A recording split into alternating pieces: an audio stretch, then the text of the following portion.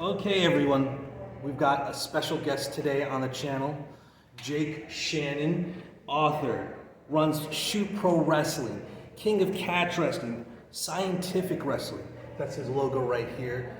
Might be familiar, those who know the chaos symbol. Worked with Billy Robinson, Carl Gotch, Josh Barnett, Wade Chalice, Pat Militek, and numerous legends in the wrestling world. We are here for the Scientific Catch Wrestling World Tour at Grappling Mastery BJJ Muay Thai Academy in Eustis, Florida. So if you're ever around, give them a holler. I'm going to you, Jake. Thank you for joining us today. Yeah, no, it's good to see you, Arthur. It's been a minute. I know it's good. It's been a minute. It's been since was it? Dude, it's like almost. It has to be before lockdowns. I'm thinking, dude. Oh man, it was for the heavyweight world championship. Yeah, dude, that's like probably 2019. Kern versus what was that gentleman's name? Yeah, Quentin. Rosensweet. Yes, that was crazy. Yeah, great match, dude. Really insane match. Wow. Very fast.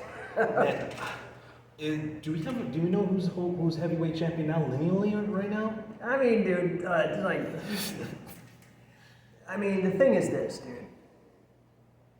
We right now, the guy that's lineal. The problem is there's all these factions, and all the factions have different rule sets. That's true. So like, the lineal thing is very tenuous. I'm gonna be real. Right, it's like, so is this NWA? What are we talking about? Yeah, I mean, you can make an argument that it went some way on the family tree, right. And you can make that argument for anybody. Right, so right. The most important thing is that people are holding competitions now. Right, I agree. And you know, I was the first to do it in the modern age. That's true. And we've innovated multiple times on that. And everybody has, you know, we are the leader, and people have followed what we've done, and they've made little tweaks. Like the guys in Wiggins have their own rule variants. Mm-hmm. But the most important thing is that we practice this sport, and I think the fundamental thing where there could be variants in rules, but the most important thing is that there are submissions and pins, both included. Yes. Now you can ban some of the submissions, like in Wigan they don't allow chokes. Right. For me, that didn't make sense because my vision is to keep it relevant today. And with MMA, Jiu-Jitsu, the naked choke is one of the highest percentage submission holds. Oh yeah. Why would I take that out of a competitive endeavor, especially when there's precedent within the rules of catch wrestling that there are matches where strangles were allowed? Yes. Okay, and big matches like Frank Gotch won matches with strangles and stuff. So it's not even controversial. I don't think it's controversial at all. I think that, especially in regards to it being relevant, there is that rule set in grappling. Is most of them are even judo. You know what I mean? Chokes. You know, it's the best way to stop a person. And in terms of self-defense situation. Yeah, I mean, it is a highly effective submission, and so my feeling was taking it out, makes catch less relevant for the modern times, and there's precedent, so why not? And so what I ended up doing was, you know, when I first got involved with catch wrestling, I started scientific wrestling in 2003, but when I first started, it was probably 2000. And I was just searching, and it was a disaster. It was like, you could maybe find it in this Japanese pro wrestling dojo a little bit, and then maybe some old sketchy dude, like, what was that pro wrestling movie where Walter Landau was God, what was the name of that pro wrestling movie? Anyway, you know, it was very difficult to find, and so I was like, well, I really love this. There's all these great resources. But, you know, we're just going to be LARPing unless we actually get the actual rules together. So in 2007, with the help of Carl Gotch, from 2004 to his passing in 2007, Carl was very actively mentoring me, and I was just bugging him. And he was really great with me, very gracious, and always took I had to get him off the phone. He was so into the idea that I actually gave a shit, about it. And so we developed this rule set, which became the King of Catch rule set, and it included a choke in addition to all the other submissions and pinning. Right. And so we've actually been holding them since 2007. We were the first in the modern era. It was the first tournaments really since the Alhambra tournaments, like 100 years earlier. I think it was 1909 or something.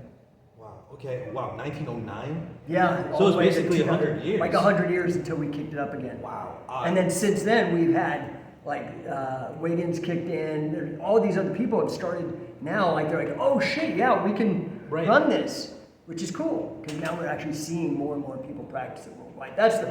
I mean, it would be great. I'd love to be the Vince McMahon and dominate everything and just whatever. But I mean, I'm being facetious. I really don't want to do that. And the purpose here is to inspire everybody to pick it up themselves. Because it's like an oral tradition, right? Like with an indigenous culture, it's not written down. Right. I mean, it is written down now, but if you don't practice it, it's like dance. It fucking disappears. Right. Speaking of competitions, and I think really keeping the flame going and making it burn brighter is your series of King of Catch Wrestling events. I heard you saying that they're going to run one here in this gym. Yeah. So really, what the King of Catch, my vision for King of Catch has always been that this should be something that is fun.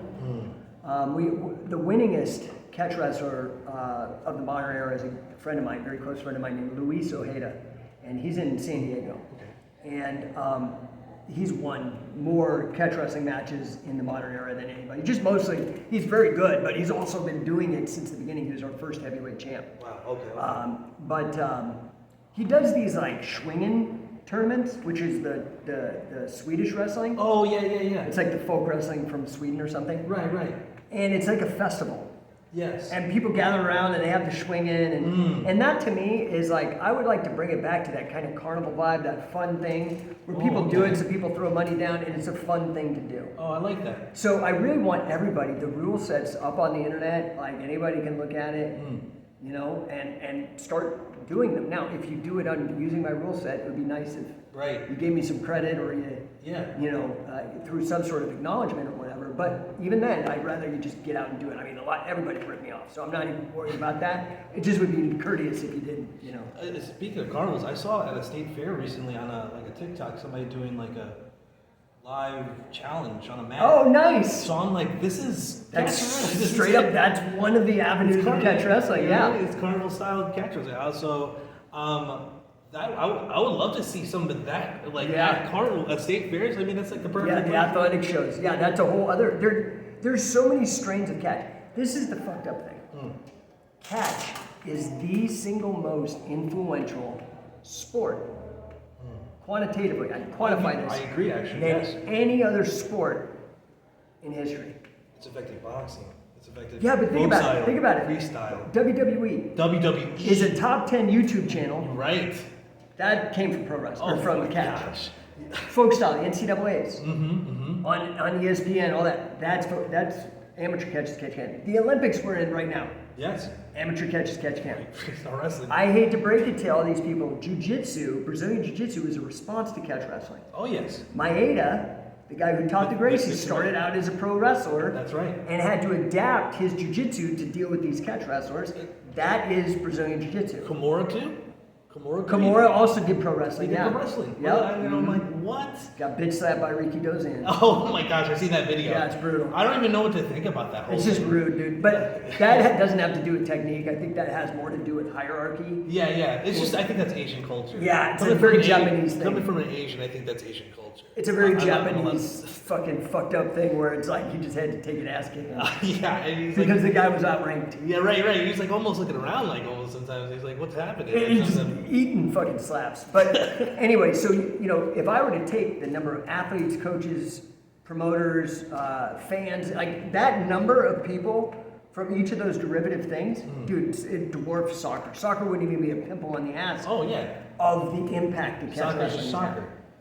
Soccer's huge. I mean, there's like some video games like Rocket Stadium that people, like the kids, Rocket Stadium. Are you staying to watch now? That kids love. It's like these cars. It's been around for a while. I don't know. Is that past now? I don't even know anymore. I don't even know what you're talking about. But yeah, it's like nothing. You got FIFA video game, soccer.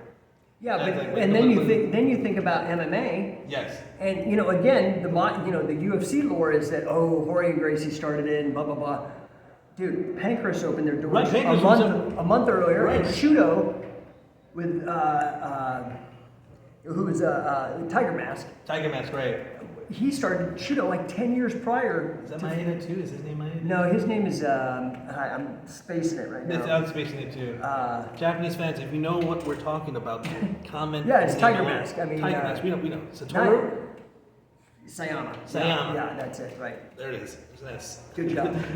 Once you said Satoru, I was like, Sayama. Okay, good. We've veered into a lot of things. I'm actually about to ask you some questions now. It's fair. So these are actually the ones that I prepared. So we've just jiving guys, just hanging out with us, catch wrestling.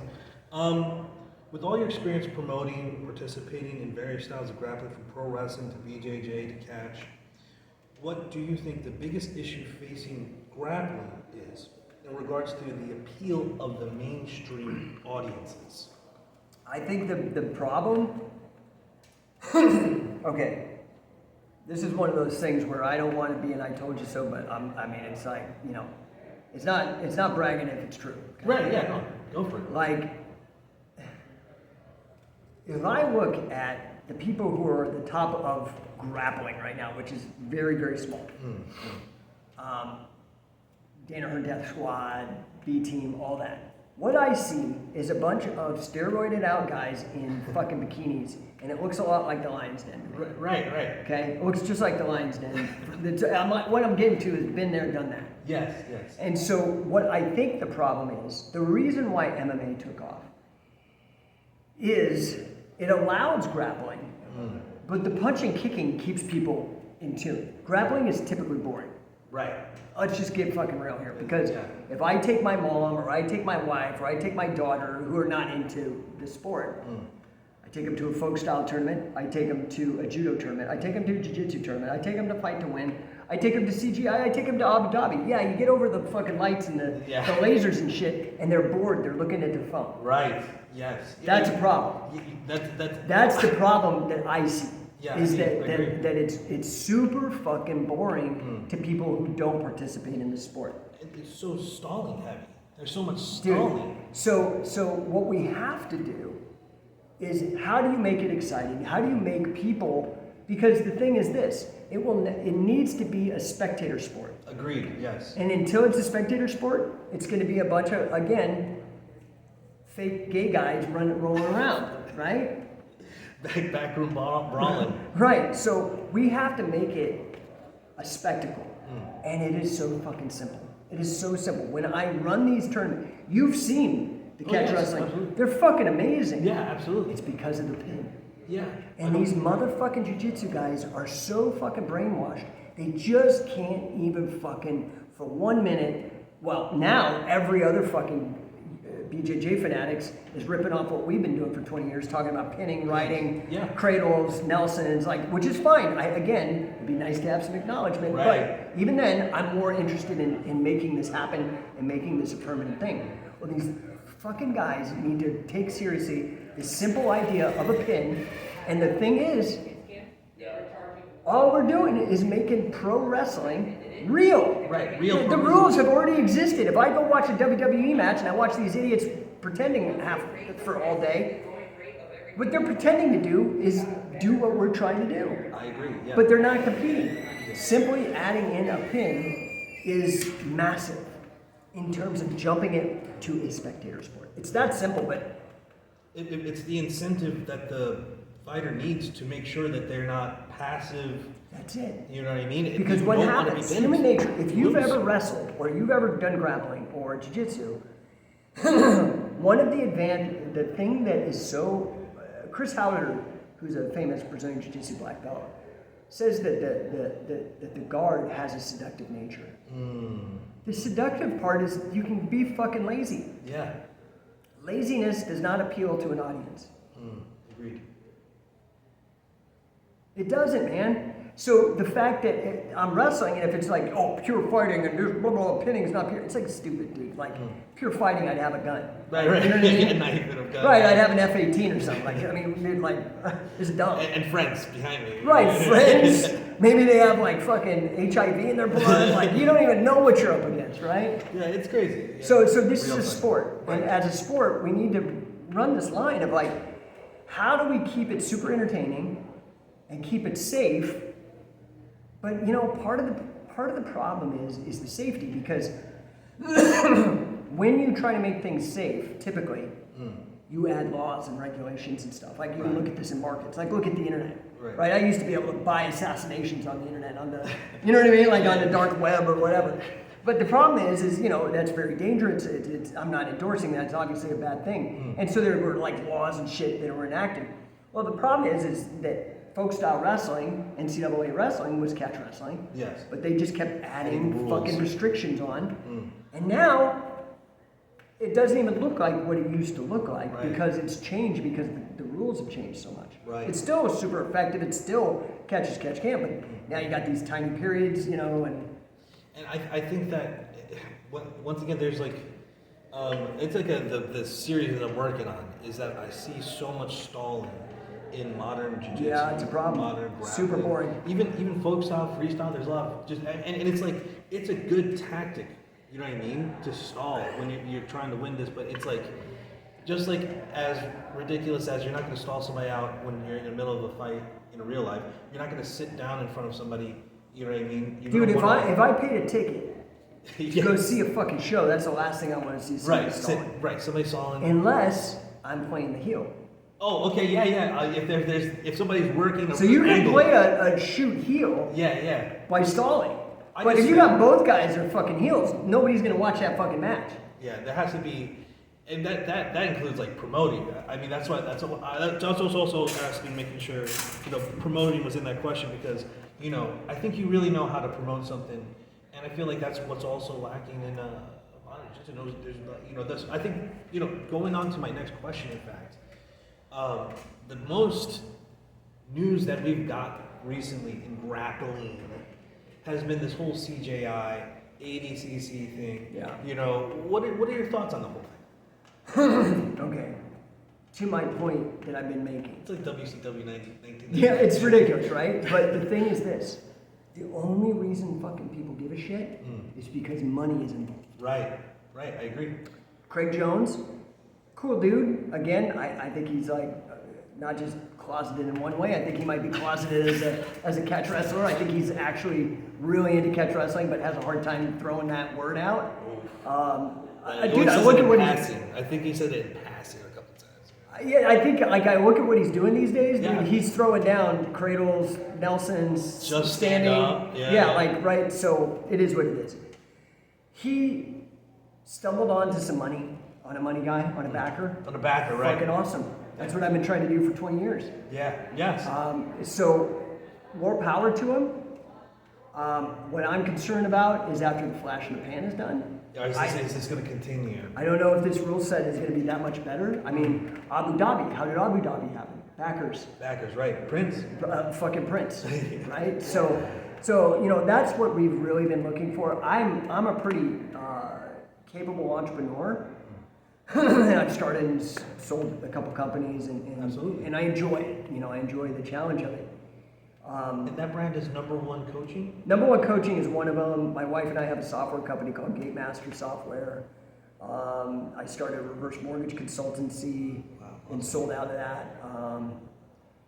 And then the Mace Bell, right? Oh, Mace Bell, yes, yeah, absolutely. So, anyway, I'm not at the level where I could drop $1 million on this. Right. I got 3 kids, all of them in private school. I got a house to pay for. I'm like, dude, I'm fucking Who does? Who has this? Right. Who is this? This person's anonymous. I'm doing this through sheer force of will. But, this is what my goal is with you mentioned Sho Pro Wrestling. So Sho Pro Wrestling is we've run 3 different shows so far with Sho Pro. I remember the tag team matches. Yeah, Those so were amazing. dude, the tag team is where it's at. Again, everybody's sleeping on this shit. They are. But we're again, I know it's inevitable because I look at what my work has been over the last 25 years. I've been the guy moving the needle on this for 25 years. And to now see Ari Emanuel acquire both UFC and WWE under one fucking brand, dude, that is the biggest vindication that I've had that I'm on the right fucking track here. Now my trick is, how do I beat them to it? They've got chocolate, they've got peanut butter. How long till they put together Reese's Pieces? Right. I've been doing it for 20 years. I'm like, guys, I can help you out, man. I mean, right now, I'm telling you, like, I'm really swinging for the fences. So I'll give you an example. With Sho Pro, I have a guy that's helping me out. He's well connected in the business. He is a consultant, works for a bunch of fight organizations, pro wrestling organizations, connects them with networks. Well, right now, Netflix just got the rights to WWE. Wow, okay. On $1 billion deal, okay? Okay. That deal was originally with Peacock, the NBC streaming service. Okay. Well, NBC is hungry now Right. for a replacement. Okay. And they want to move more towards MMA. And I'm like, Whoa. here we are, dude. Put us in. Boom, put you in. I've got the Rolodex. You've seen the people that I can book. Yeah, High-level, world champion level grapplers. I mean, we just had Pat Miletich. So now Pat is actually involved as the president of Sho Pro now. Wow. And so we are actually, he has a relationship with the promoter of a promotion that's running out of casinos in North Dakota. Okay. A casino. So they've got money. They've got backers. Yes. Okay. Those are So- real. That's real. That's that money. Yeah, so we actually have on August 31st a Sho Pro match going on an MMA card that's on a big card for this promotion. Whoa. And yeah, we're going to have Brandon Riggins, who is a junior college All-American, really high-level wrestler, good jiu-jitsu guy. Okay. You look at him, he looks like Bobby Lashley. He's like ripped. And going against Boyer Bennett, who is one hell of a grappler, MMA guy. He's a little embarrassed, I think, by it, but as a promoter, I'm going to use it. He was also in Power Slap, too. Oh, sick. Okay. So, yeah, this is like a good match between these two guys. Even if you don't like it, you gotta use it for the promoting. Yeah, right. It's a good hook to It's promote. an angle. You gotta work it. So, I mean, we're trying to do that stuff, but honestly, when I see this beef between CJI and Abu Dhabi, I'm like, dude, this is gonna run for like unless Craig Jones figures out a way to monetize this, and I don't see him doing it without the pin, Right. being real. Right. That guy's gonna get sick of throwing $1 million away. Yeah. I mean, I don't know how deep his pockets is. I don't know who the investor is. So maybe he's just gonna throw $1 million away forever. Yeah, that's true. But I'm just like, I don't see it. Could be one of the crypto guys because he's working. He was been at a lot of those KC combat things, and there's a lot of crypto guys. Could be. I don't know who. You know it is. what? I don't know why I'm speculating. It just. My Well, mind all goes I'm saying is that I don't see this beef lasting forever. Right. Yeah. Because I see the money running out. Yeah. And I don't see so really what I see is this is a battle between whoever the backer is and the princes of Abu Dhabi. Abu Dhabi. And until I find a backer and squash all of them.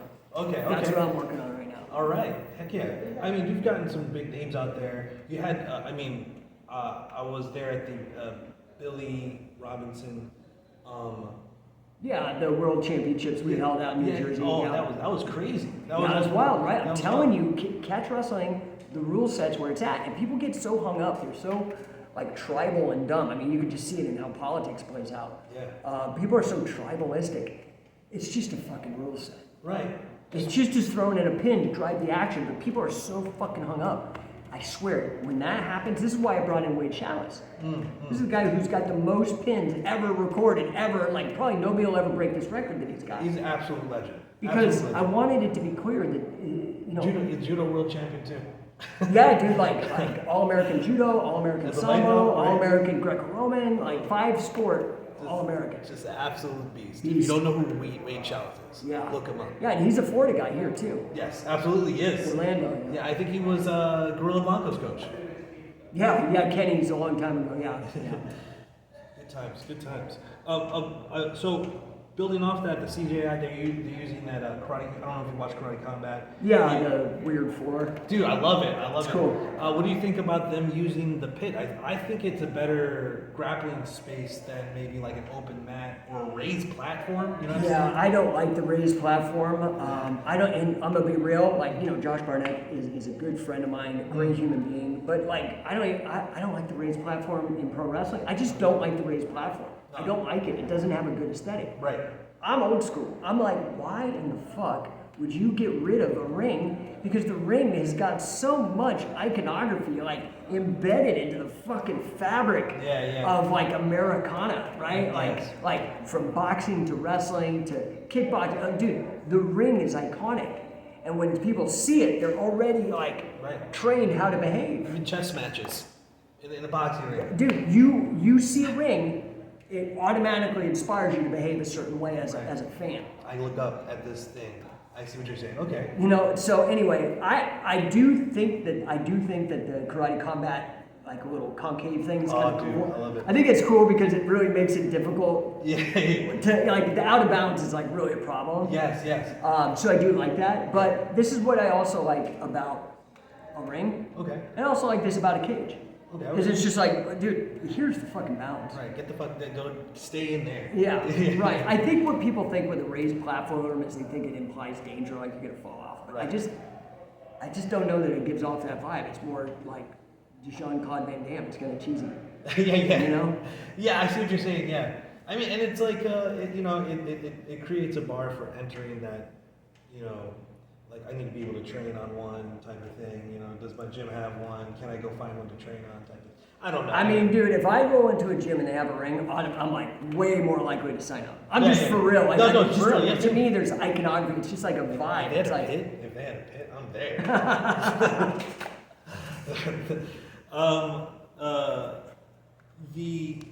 So you eventually want to put it back in a ring, and then like just like you're doing in Sho Pro Wrestling. Yeah, so I think it's important. One of the things, it's difficult to do in a small ring, but in a big ring, like a 20-foot ring, it's great. Yeah, okay. Because I actually do like the rope escapes. Oh, I do that. I like those too. Like those old pancrase days when you grab the ropes and then you have to break. You got 5 chances. Yeah, I like that. Yeah, I like the rope escape a lot. Again, because it keeps the action moving. Right? So you get into a tangle or you get into the right, they have to reset. And it's important for the people who are paying money and more importantly for the people betting. Right. Oh, yes, I agree. Because it adds more dimensions to the bet without necessarily diluting the action. I honestly, I didn't realize how integral it is to prize fighting, the gambling, until I started, there's this upvoting thing on the Karate Combat thing. Oh, nice. Oh, I'm just like, I see why. Everything. Listen, catch professional wrestling, all of it started because of betting. Side bets, exactly. That's it. It's what you said is like what you say, like it's integral or it's like crucial. Right. It is. It's baked in. These are the things that I feel that people they want to like reinvent. Like they did this experiment called Real Pro Wrestling years ago. I was at it live, 2005 is where I first saw King Mo. He ended up on my radar. Oh wow. Yeah. And it was. Their idea was Real Pro Wrestling, right? Great name, by the way. Yeah, that's a cool name. Except their problem is they made a mishmash of hybrid, like folk style, freestyle rules, and then it was on a platform. Okay. Oh, and no ring, no. It was on a circle platform they could push out and fall in a pit. Okay. But and then the production values kind of looked like American Gladiator. Okay. And I'm like, guys, just use the pro wrestling rules, do the whole thing, use all the iconography, use all the brilliance. I mean, if I look at the valuations of WWE versus the valuation of UFC when they were purchased by Endeavor, WWE had twice it was $8 billion. UFC was $4 billion. Wow. That tells me the business side. That's in my opinion, a shittier product. WWE, I can't watch it, dude. Yeah, it's been no disrespect. Like it's cool, but like I just can't. It's like, oh god, who watches this? It's been getting a little bit out. I've really pretty much tuned out. Like, I'm not dissing it. There is some pro wrestling that I will enjoy, but it's typically Japanese, right? Yep. But indie. Yeah, or indie wrestling. Yeah, indie wrestling's great. I was like in NWA for a while. I'm not sure how I feel about it right now. They've gone to this like WCW, WWE, cheesy power wrestling. I don't know why they do. I liked it when they made it feel like we were back watching the old NWA Power. Yeah, that was a cool vibe. That was sick. But that was a cool vibe. I felt like they went a little Hollywood or something. But think about it. We should be leveraging the tropes, the genius of the marketing of pro wrestling. Yeah. What drives me nuts about UFC is that it's promoted like boxing. Yes. And it's like, no, you need to think of it more like how Pancrase was or Pride. Pride was promoted like pro wrestling. Oh my gosh, Pride is one of the best promotions of all time. Dude, anybody you talk to that knows, they say the same thing. They're like, fucking Pride. Like, I can watch those. But the difference was, and they had way bigger gates than UFC ever had. Already, yeah. Right? Like ridiculous. They fill out these giant, because it was promoted, it was a shoot pro wrestling show. Yes. It was a shoot promoted as pro wrestling. It really, Fucking big story. masks, Oh yeah, man. ridiculous size matchups. What's the name? Oh my gosh, I'm gonna kick myself later. In the guy who had a mask and fought in Pride against Crow Cop. Dos Caras Jr. Yes. Yeah. What's his name in WWE? Yeah, that's what I was trying to think of. Yeah. Something ends with an A. It's like an Rio? R. Del Rio? Del Rio. Yeah. Son Del Rio. Yeah. Yeah, so I actually almost trained with Dos Caras. Oh wow. Yeah, like he was one of the guys on my list that I was trying to get trained with, and I got hooked up, and then I lost his phone number. I was like, fuck. But actually, You see this? Dos Caras and his brother, Mil Mascaras, were both actually like good Greco-Roman freestyle wrestlers. They were actually really talented competitive grapplers as well, and I think that's where Alberto Del Rio. Alberto. That's where he came from and why he came in, and then he wore that mask as Dos Caras Jr. He took a beating, unfortunately. Unfortunately, he really did get. But I mean, it was Crow Cop. Yeah, it's Crow Cop. What are you gonna do? He still lived. So speaking of, we really pretty much have been already on the subject, but to make it more crystallized, with all your experience in pro wrestling, what do you think are some of the things that the modern grappler can learn from pro wrestling? Man, struggling through that question. So, it's funny, I have a guy that's doing a lot of reels for me now. And one of the things I had him do was go out and find pro wrestling moves that work in MMA. Oh, I'm liking it. So, there's things like the arm wringer. Oh, yeah, where you go. Dude, it works, Oh, dude. I've seen the fucking video. does it. Yeah, right. So, I put a lot of those in my instructionals trying to get them out, but I show the shoot version of it. So I think one of the things modern grappling can learn from pro wrestling is from this grappling literacy perspective, technique-wise. There's a fuck ton of technique that they're trying to reinvent and doing a half-assed job when it's already actually been built in. They just need to find the right way to do it. I also think that modern grappling can benefit from pro wrestling by looking at the business side of things and how it actually operates. Again, UFC has done well, but again, it's off this boxing model. I think grappling, it would make sense to have it be shoot, but operated on a pro wrestling model. So you build up stables, you understand the characters. Get them smart. You care about the character, you know what I mean? Because they've been around, they've had battles, won, lost.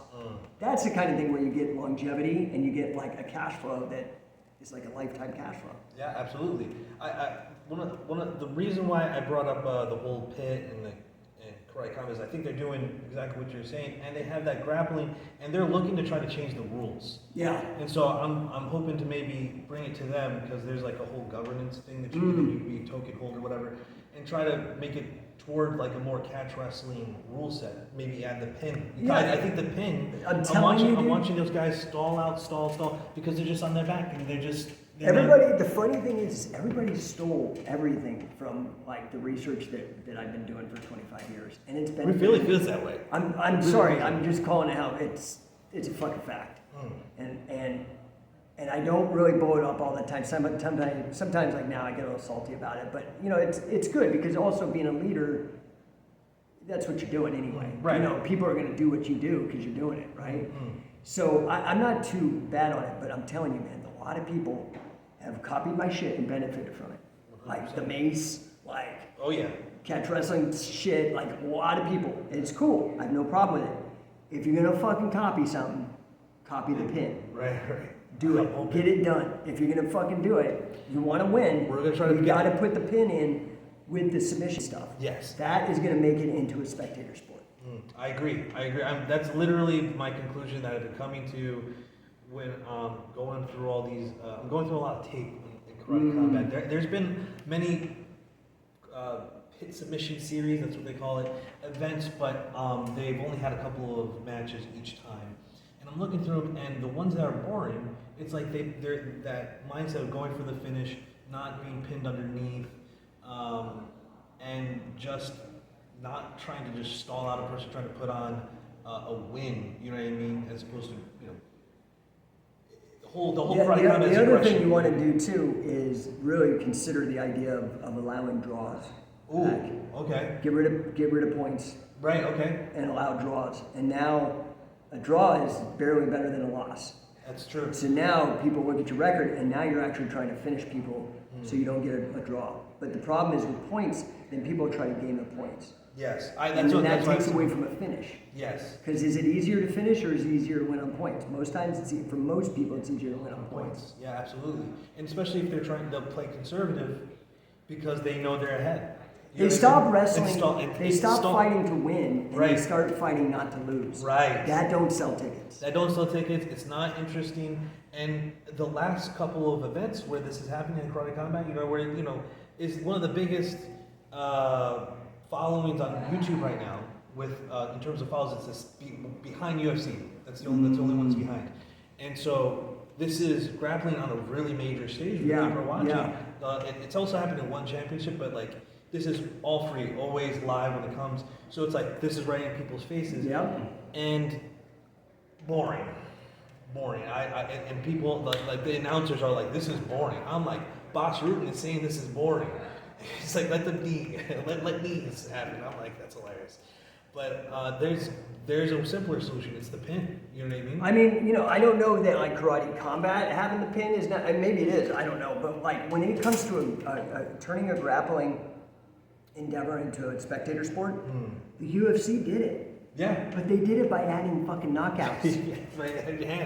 Hands and feet. Knockouts. I missed this. I'm telling you, the pin is the thing that you throw in to make it blow up and make the money. But nobody wants to fucking, in the modern era, people just can't handle that shit. So, in my opinion, if somebody like Abu Dhabi or somebody like Craig Jones, if they reach out to me and I'm happy to help, figure out a rule set that is super duper exciting for the fans. Right. But the problem is it's not made by the fans. It's made by these fucking grappling nerds. Right. I agree. Yeah. Oh, well, it needs to be this and start this way. And it's fuck, dude, start standing. Gotta be simple. So my fucking mom or my daughter or my wife who don't follow this will actually watch it. Yeah. It's just, the brain is just why would the person do this? It's just they've conceded. It's almost like they've already lost in the mind. And this is, people, they feel like there might be a comeback victory when a person does that. But I think that it absolutely, I don't know, I gotta use censorship words. What's another word for that word? Slows things down, you know what I mean? In a way that is, like we've been saying, boring and unaesthetic. It's unfun to watch, unentertaining. And I think also ADCC is missing, and all these big grappling, they're missing that I need to go see this. This is going to be entertaining factor. Yeah, dude. It only is appealing to practitioners, and there's not enough practitioners to make it a full spectator sport. Not at all. It's a very niche sport. So I think we've talked for way longer than I anticipated to keep you here. I hope I haven't. No, they're probably waiting for me, but it's all good. Thank you, Jake Shannon. Once again, Scientific Wrestling. Anything you want to plug before we go? That's it, man. Just go over to scientificwrestling.com. There's tons of info, free books, free courses. I put a bunch of shit on YouTube. Okay, yeah, you do. I'm just really trying to push this as its own thing. I think catch wrestling is applicable for MMA. Obviously, we have Pat Miletich here. Right. I think catch is applicable for grappling, for Brazilian Jiu-Jitsu, but it's its own thing as well. Yes. And so I would just love to see people playing with it and coming out and training with us and jumping on with the mission. And last thing, what's your next stop on the tour? This is the last one of this tour. So we hit Hawaii, Canada. There was a bunch on this tour, so we're finally wrapping up, which is good. And then I don't know, we've been doing it since 2007. Actually, today is the 17th anniversary of Carl Gotch's passing. Wow. One of my very, very big mentors. He died 17 years ago today, 2007. Wow. But that's also the length of time that we've been doing these seminars. So I'm in the idea of it's been successful and it is successful, but I want to retool it a little bit. Okay. What I'm thinking I'm going to do is maybe put on a CatchCon or a Catchella or something, and it's a whole weekend, and I get Pat and Josh and Wade, maybe King Mo, and get all these people in, and then everybody does these tournaments or everybody does all the camps and stuff, and then we hold a little tournament at the end. That'd be so sick. And crown somebody. So I'm thinking of maybe going that direction. Yeah. Where do you think about trying to have that at? Maybe it's either gonna be here, it's either gonna be Denver, or it's gonna be in San Diego. One of those three. Arizona's pretty strong for us too. So one of those 4 spots I haven't figured out. I'm leaning towards Denver only because that's where I live. Okay. It's a lot fucking easier. Yeah. Plus, I've done all the Sho Pro shows in Denver, Okay. and the altitude becomes its own adversary. Yeah, I can imagine mile high. Oh, dude, people are puking after every match. It's brutal. It's like extra level of hard. Man, I'm at sea level. I have no idea what that's about. I'm Dude, in Florida. it's a real thing. How is it coming down from the mountains down here to Florida? Oh, you're like Superman for like 2 or 3 days. It's awesome. Dude, you're speaking of Superman, your freaking forums look like fucking Popeye. Oh, yeah, well, that's all Mace shit. Dude, what the heck? I need to get fucking forums like that. I'm like, what the heck am I doing? Anyway, thank you guys for watching. Go have a look at Scientific Wrestling YouTube channel here on YouTube. And give us a like, comment, subscribe. Thank you for watching. Stay up, stay vigilant, stay locked and loaded. Shalom, shalom. Peace.